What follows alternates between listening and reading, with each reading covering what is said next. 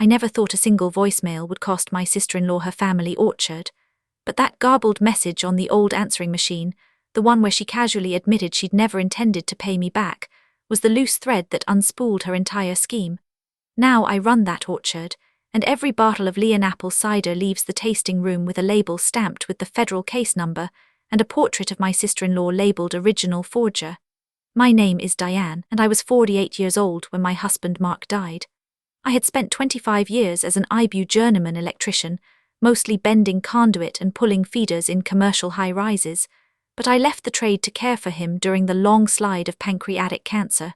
Mark was a quiet man, the kind who could walk through an orchard and tell you the exact bricks of an apple just by holding it, but he never raised his voice in an argument. He saved old seed catalogues and handwritten spray schedules from the 1960s, and I used to tease him about his archive of worthless paper. His sister Karen was the exact opposite, and within 6 hours of Mark's funeral, she was standing in my kitchen, holding a Pyrex dish like a prop, and explaining why I needed to think about what Mark would have wanted. The house still smelled like the lilies from the service, and I was sitting at the kitchen table with a mug of coffee that had gone cold 2 hours earlier. I had not yet opened the envelope from the life insurance company. I knew it was on the counter, a heavy white rectangle with a window showing my name, but I had been avoiding it because cashing it felt like closing the last door on his life. Karen let herself in with the spare key I had forgotten she had. Her husband Todd followed, a man so polished his loafers squeaked on my linoleum. He wore a golf shirt with a logo of a country club I knew they could not afford, and he smiled like a salesman who had already done the math on his commission. Karen set the dish on the stove, but she did not take off her coat. She launched into a prepared speech before I could offer her a seat. The orchard, her parents' orchard, was in trouble. Years of deferred property taxes had ballooned into an $82,000 lien with penalty interest accruing daily, and the county had scheduled a tax auction in 63 days. She could not lose the orchard, she told me. It was her heritage, it was all she had left of their parents, and she just needed a temporary bridge from someone who loved Mark as much as she did. The life insurance payout was $85,000 and change. She had already checked the policy limits because she had helped Mark with the paperwork years ago. If I used the money to satisfy the lien, she would draft a legal agreement giving me 20% of all cider sales in perpetuity and a life estate in the little farmhouse, meaning I could live there rent-free for the rest of my life. She said she had the papers with her. All I needed to do was sign and deliver a cashier's check that afternoon. My hands were raw from washing dishes after the reception. I had not slept in 3 days. Something inside me, a tiny buzz like a Parlophase motor running unbalanced, told me to slow the whole thing down. I told Karen I needed a few days to think, that I was not in a state to sign anything. Her smile tightened by maybe a millimeter, but Todd jumped in and said, of course, take all the time you need.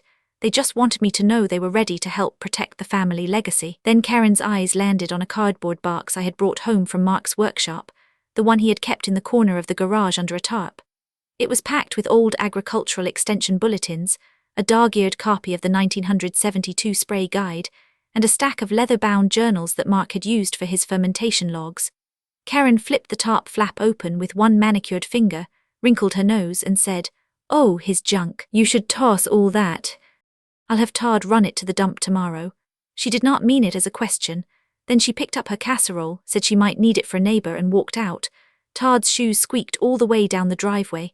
After they left, I carried the box into the bedroom and sat on the floor with my back against the closet door. Mark had never thrown anything away, a habit I had found maddening when he was alive. But now my hands needed to touch something he had touched, so I started sifting through the layers of brittle paper and dust. I found a 1978 spray schedule for cardling moths, a pamphlet on barrel aging, and a folded piece of burlap that still smelled like pressed palmace. At the very bottom, underneath a stack of old issues of Good Fruit Grower, I found a book that was heavier than it should be. It was an old manual on cider pressing, bound in green cloth with gold lettering faded to a whisper. When I opened it, I saw that the center block of pages had been carefully hollowed out, the edges glued together with a precision that must have taken hours. Inside the cavity was a single folded sheet of graph paper. I recognized Mark's handwriting, the neat block capitals he used for labeling bins and test batches. The note read, "Di, if you're reading this, I'm already gone. Do not trust Karen. She's smart and patient, and she will try to take everything that is ours. She has been planning something for years. The orchard isn't what she says it is. Save yourself. Check the trust file at the bank, the one I never told her about. I love you, I'm sorry. My hand shook so hard the paper rattled like a dry leaf. I folded the note into the pocket of my jeans, and I felt the world tilt and then settle into a new, harder alignment. Before I continue this story, let me know where you're watching from in the comments below. Hit like and subscribe if you believe that some family trees need a little pruning. I did not call the police, and I did not confront Karen. I had spent decades troubleshooting industrial panels where one wrong move could send 600 volts through your chest, and I knew that panic was just another kind of short circuit. So I put the note back in the hollow book, hid the book inside a heating vent that I had installed myself years ago, and I sat down with a legal pad and Mark's old solar-powered calculator. The numbers were tight. The life insurance payout would cover the lien and leave me with $3,000 for moving expenses and an emergency fund. If Karen's offer was genuine, I would have a roof over my head and a small income stream tied to a working orchard, and I would be living on land that meant something to Mark. If Karen was scheming, I needed to buy time and gather evidence before she realized I was onto her. I decided to play along while I investigated.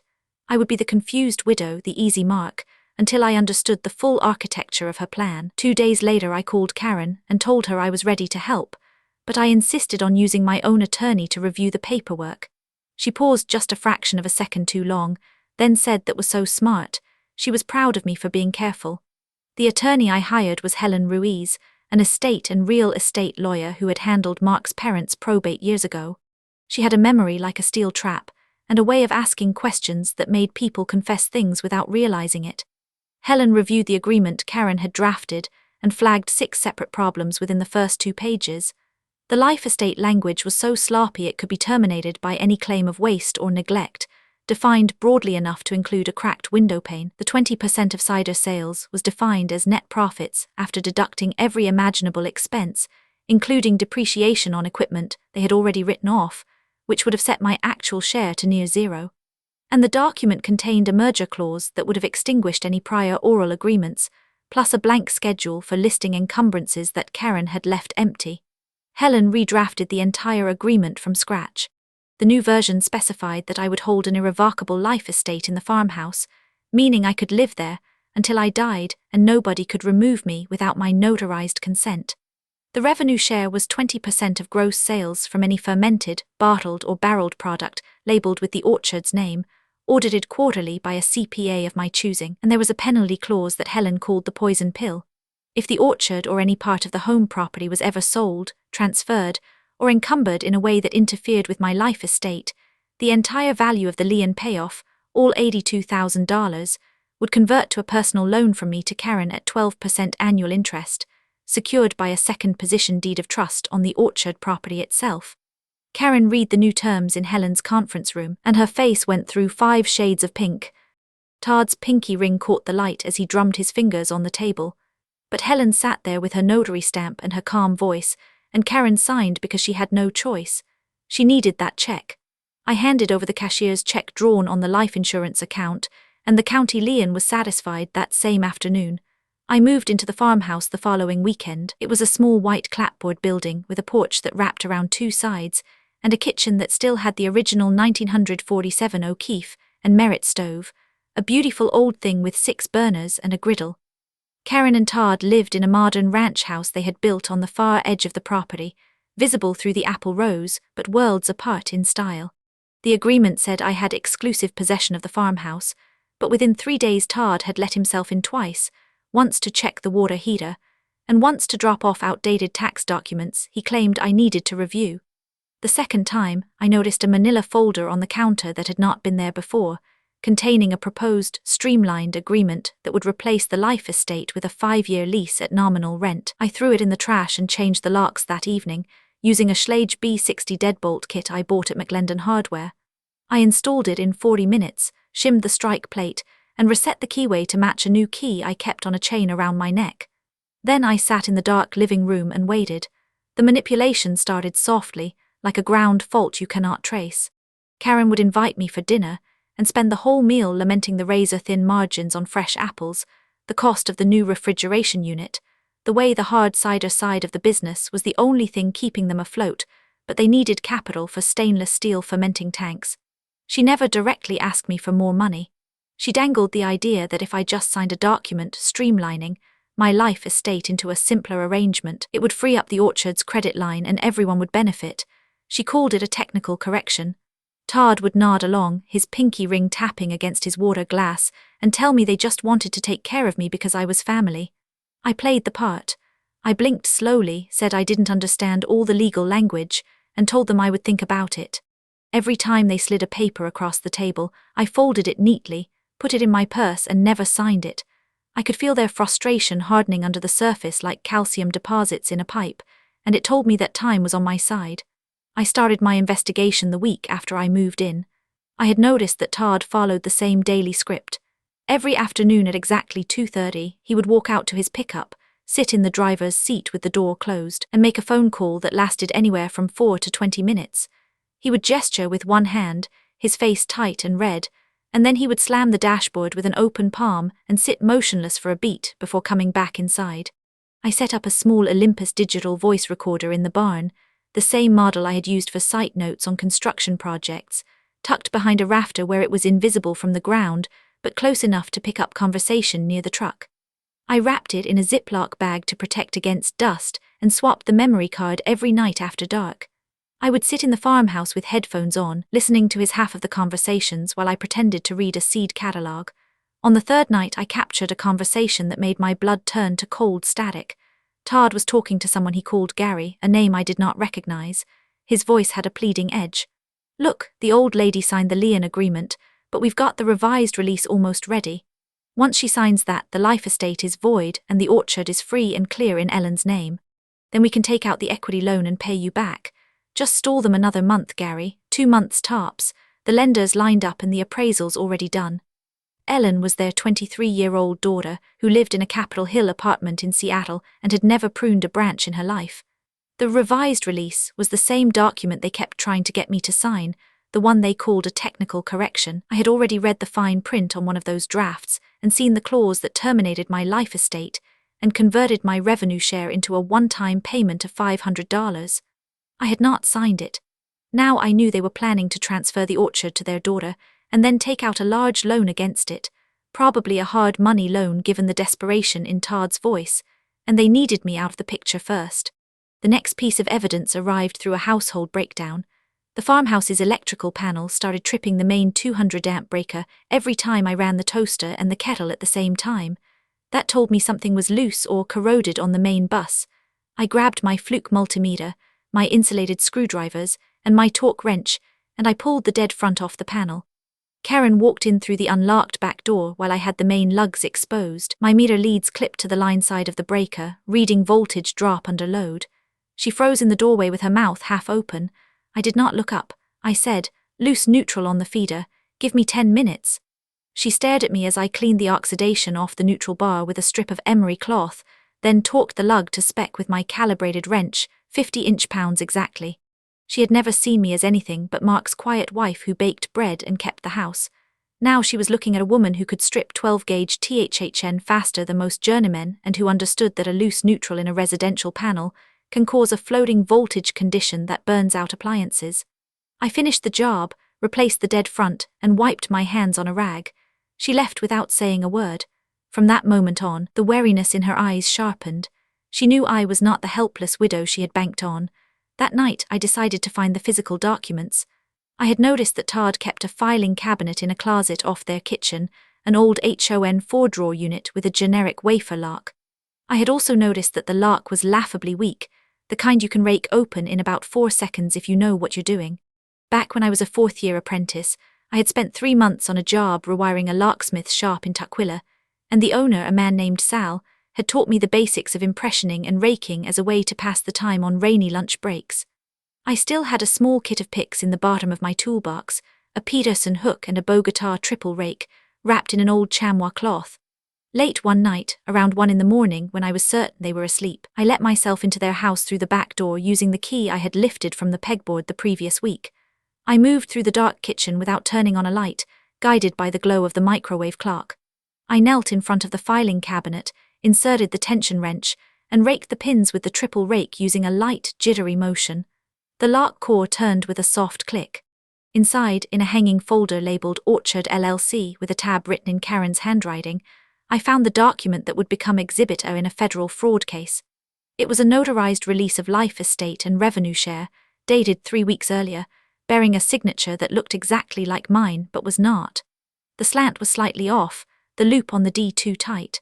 The notary stamp was from a mobile notary service in Post Falls, Idaho, a woman I had never met.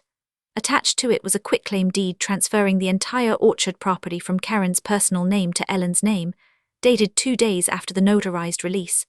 And behind both of those, paper-clipped together, was a loan application for $140,000 from a hard money lender in Spokane Valley, with my name listed as a personal guarantor on the final page. The loan was secured by the orchard, which they technically no longer owned in their own name, and which was already encumbered by my life estate. The entire structure was a house of cards, a daisy chain of fraud that would collapse the instant any title company ran a proper search. I photographed every page with my phone, careful to capture the notary stamp and the loan officer's contact information, then replaced everything exactly where I found it, relocked the cabinet, and slipped out through the back door. The night air on the porch felt electric.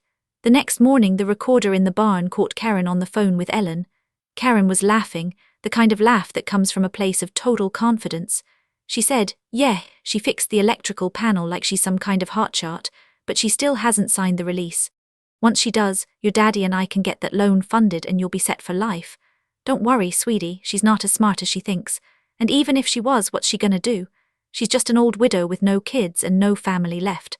I saved that audio file in 3 separate cloud accounts, and on a thumb drive I wore on a chain under my shirt. 2 days after that, I received a call from Helen Ruiz. She said she had been going through Mark's old estate files at my request, the ones stored in a safe deposit box at the bank, and she had found something I needed to see in person. I drove to her office that afternoon, and what she showed me made me put both hands over my mouth. Mark had placed his own 1/3 tenant in common interest in the family orchard, inherited from his parents, into a revocable living trust 7 years earlier. The trust document was dense but clear. It contained a single operative provision that Helen called a legal tripwire. If any person attempted to alienate, encumber, or fraudulently transfer the life estate of Diane Cooper on the home property, the trust would automatically and irrevocably convert into a controlling entity, holding a 51% managing interest in the entire orchard operation, with Diane named as the sole trustee and beneficiary. The language was designed to activate the moment a forged deed or release was recorded, without requiring any action from me. Mark had seen this coming. He had spent years watching his sister maneuver and manipulate, and he had built a quiet countermeasure that would snap her scheme at the knees if she ever crossed the final line. Helen explained that the trust had been dormant because Mark's interest alone could not control the orchard, but the automatic conversion clause was ironclad. Combined with the evidence of forgery I had already gathered, we could petition the court to activate the trust and seize operational control within a matter of days. She also connected me with a federal investigator at the Treasury Department's Financial Crimes Enforcement Network, a woman named Special Agent Torres, who specialized in real estate fraud and elder financial abuse. I sent Agent Torres the photos of the forged documents, the audio recordings of Todd discussing the equity loan and the transfer to Ellen, and the recording of Karen calling me a vulnerable old widow. Agent Torres called me back within 2 hours and told me that what they were doing constituted wire fraud, bank fraud, identity theft, and financial exploitation of a vulnerable adult, even though I was only 48, because the legal definition includes anyone whose circumstances render them susceptible to financial manipulation. She asked me to continue playing along while she built her case, and she also asked if I could get one more piece of irrefutable evidence, a direct recording of Karen acknowledging that the debt was real and that she had no intention of honoring the life estate. I told her I had an idea. That night I called Karen and Todd over to the farmhouse under the pretense of a conversation about my concerns. I told them I had been feeling forgetful and confused lately, that my doctor had mentioned something about early cognitive decline, and that maybe they were right, maybe I should sign that simplification document after all. I could almost hear Karen's pupils dilate through the phone. She said she was so sorry to hear about my health, and they would come over the next afternoon with the paperwork, just a couple of signatures, and then everything would be tidy. Before they arrived, I set up the farmhouse's landline answering machine on the kitchen counter with the speakerphone button ready, and I placed a high-quality digital recorder disguised as a USB charger on the windowsill, its microphone facing the table. I also placed a second backup recorder inside the hollow space behind the stove, where I knew the sound would carry. I wanted multiple independent captures. Then I poured a glass of water and swallowed a Dramamine tablet, which made me slightly unsteady and gave my skin a faint pallor. When they walked in, I was sitting at the kitchen table with my hands fluttering lightly on the surface. I said I was feeling dizzy and a little scared, and I had not slept well. Karen's voice dripped with synthetic concern, but her eyes skipped past my face to the folder in Todd's hand. She slid the release form across the table, the same one with the termination clause and the $500 buyout, and she told me it was just a simple update to protect me in case the orchard had a bad year. I asked her in a thin, uncertain voice, "But Karen, what about the $82,000 I paid? And my life estate? Will I still be able to stay here in the farmhouse?" She patted my hand with dry, cool fingers and said, "Oh, Diane, honey, we're taking care of all that, don't you worry. The money was a gift to the family, really. And you can stay as long as you need, we just need to move the paperwork around for tax purposes. You didn't actually think we'd ever pay you back a penny, did you? That was just to get the county off our backs." She said it with a soft chuckle, the kind you might use for a child who does not understand the difference between a promise and a wish. Todd added, his voice oily, "Sign here, sweetheart, and then you can go lie down. We'll handle everything." I had the entire exchange captured on 2 independent digital devices and the answering machine's microcassette tape. I did not sign. I said I needed to use the bathroom, and as I stood up I deliberately lurched sideways, knocking over my chair with a loud crack. I clutched my chest, made a low guttural sound, and collapsed onto the linoleum in a heap. I let my eyes flutter half-closed and made my breathing ragged and shallow. I was completely conscious, my heart rate steady and slow from the Dramamine, but I wanted to see what they would do with a dying woman at their feet. For a long moment there was silence, the kind of absolute quiet that fills a room after a glass shatters. Then I heard Karen's shoe click on the floor near my head. She did not kneel. She did not check my pulse. She stepped over my outstretched hand, her heel passing inches from my fingers, and she said to Todd in a flat, business-like tone, "Get her purse. See if she has any other papers in there. And grab that folder. We can take the release and just submit it with a note that she signed it before the episode." I heard the scrape of the leather purse strap, the rustle of papers. Todd's voice was tight and anxious, but not about my body on the floor. "Is she dead? What if she's dead?" And Karen said, "If she's dead, the life estate terminates anyway. But not yet, I need the signature. Try to wake her up." That was the moment any last flicker of family loyalty died in my chest. I made a soft groaning sound, stirred, and they propped me up in a chair and put the pen back in my hand. I let my head loll and told them I felt too dizzy to write, maybe tomorrow. Karen's jaw tightened so hard I could see the masseter muscle bulge. She said, "Fine, tomorrow, no more delays." They left, taking the unsigned form with them, and I lay still on the floor until I heard the gravel crunch of their truck pulling away. Then I stood up, turned off the recorders, and transferred the files to my cloud accounts and the thumb drive. I did not sleep that night. I sat on the porch and watched the stars move above the apple rows, and I thought about the weight of a heel passing inches from a dying woman's hand. I sent the collapse recording and the entire kitchen conversation to Agent Torres. She called me the next morning and said they now had enough for arrest warrants on multiple felony counts, but they wanted to catch Karen and Todd in the act of submitting the forged release to a financial institution. She asked me to keep playing the role of the confused widow for a few more days, to let them schedule the bank meeting. I agreed. 3 days later, Karen and Todd dressed me in a clean blouse and drove me to a branch of the equity lender on Sprague Avenue in Spokane. Karen kept patting my arm and saying how this was going to make everything so much easier, how we would all be able to relax once the paperwork was done. The loan officer was a young man in a suit with a spread collar, and he had a stack of documents fanned out on the conference table like a card trick. Karen placed the forged release in front of me, the one bearing my fake signature, and she put a pen in my hand and pointed to the line where my name was typed. Todd stood behind my chair, his breathing shallow. Karen's smile was wide and bright and entirely false. "Just sign there, Diane, and we're all done," she said. I picked up the pen. I looked at the signature line, the one with my name printed underneath. Then I set the pen down carefully on the mahogany table, folded my hands, and said in a voice that was suddenly as clear as a bell, "I'm not signing anything. And you should have read the fine print of your brother's trust." The loan officer's eyebrows went up.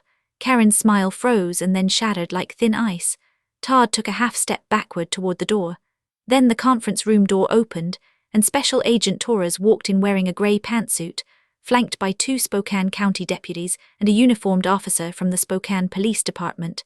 Agent Torres announced that Karen and Todd were under arrest for wire fraud, bank fraud, identity theft, forgery, and financial exploitation of a vulnerable adult. She recited their rights while the loan officer scrambled to gather the forged documents, which were now federal evidence. Karen started screaming that I was crazy, that this was all a misunderstanding, that her brother had loved her and would never have done this to her. But the trust was already in motion.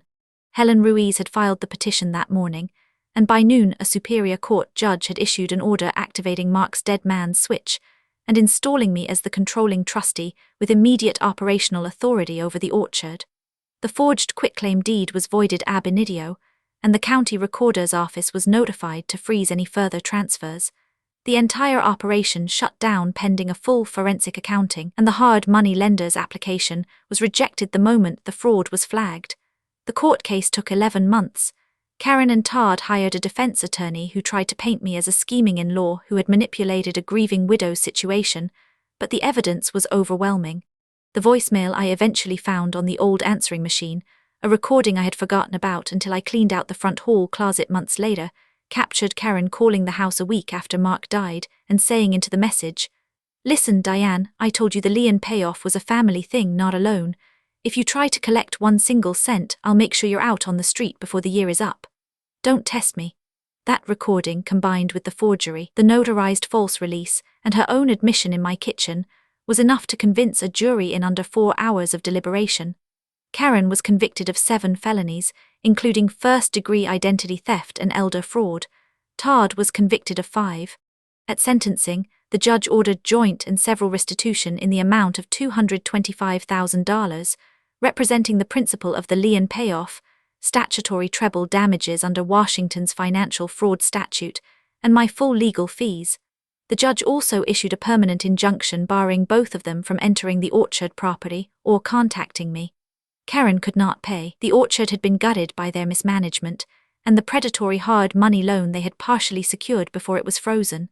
Their personal assets, including Todd's prized boat and Karen's collection of vintage jewelry, were sold at auction and applied to the judgment, but the balance remained enormous.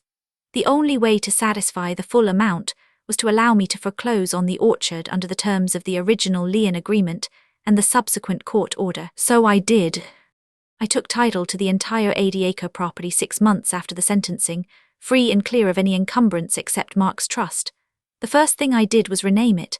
I called it Orchard of Omission because the entire crime had been built on what they left out, the truth they omitted, the fine print they tried to bury. I kept the farmhouse and the old rack and cloth cider press in the barn, and I hired back the seasonal workers Karen had fired 2 years earlier. I used Mark's recipes, written in his own hand inside the hollow book, to brew the first commercial batch of hard cider under my own label. The flagship product is called Leon Apple Cider, a dry, crisp blend with a slight tannic bite from heirloom Kingston Blacks, and every bottle carries a small white label on the back. That label shows the federal district court case number and a miniature portrait of Karen with the words "Original Forger" printed beneath it in 6-point type. It is not spite, it is transparency. People deserve to know where their food comes from and what it took to bring it to their table. The cider sells out every autumn, and the tasting room fills with visitors who come for the story as much as the taste. I sleep in Mark's farmhouse every night, and I wake up to the sound of wind moving through the Gravenstein and Jonagold branches, knowing that the quiet architect of my safety was a man who left me a note in a hollow book and a legal tripwire he never told anyone about. The thing I learned is that some family connections are not bonds, they are traps built from obligation and silence, and the only way to free yourself is to stop pretending that shared blood guarantees shared decency. Mark knew that. He loved his sister, but he also knew exactly who she was, and he protected me from her even from beyond the grave. Have you ever discovered a dark secret about someone you trusted completely? How did you handle it? Let me know in the comments. If you believe that true loyalty is something you earn and not something you inherit, hit like and subscribe. I'll be back with another story soon.